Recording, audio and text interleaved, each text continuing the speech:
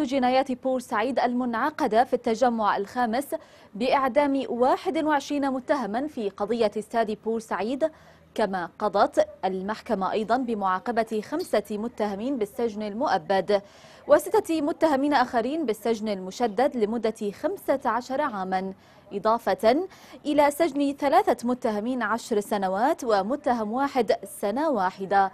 كما قضت المحكمة أيضا بالسجن 15 عاما بحق 4 متهمين و10 سنوات بحق 3 متهمين، وقضت بالسجن 5 سنوات بحق متهمين 2، فيما قضت المحكمة ببراءة 28 متهما من بينهم 7 من قيادات الشرطة.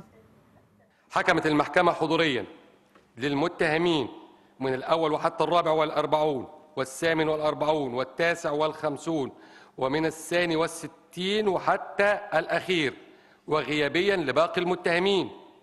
أولا وبإجماع الآراء بمعاقبة كل من السيد محمد رفعت مسعد الدنف وشهرته السيد الدنف. 2 محمد رشاد محمد علي قوطة وشهرته قوطة الشيطان. 3 محمد السيد مصطفى وشهرته مناديله. 4 السيد محمود خلف أبو زيد وشهرته السيد حسيبة. 5 محمد عادل محمد شحاتة وشهرته محمد حمص. 6 أحمد فتحي أحمد علي مزروع وشهرته المؤة. 7 هشام البدري محمد محي الدين وشهرته هشام الفلسطيني. 8 محمد محمود أحمد البغدادي وشهرته المندو. 9 فؤاد أحمد التابعي محمد وشهرته فؤاد فوكس.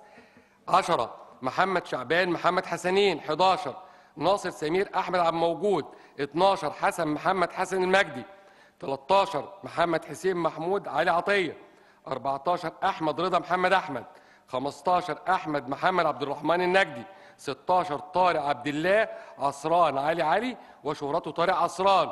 17 عبد العظيم غريب عبده وشهرته عظيمة.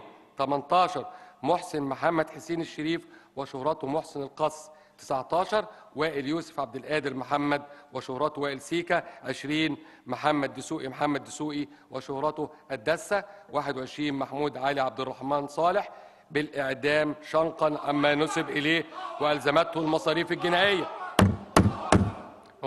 من فضلكم.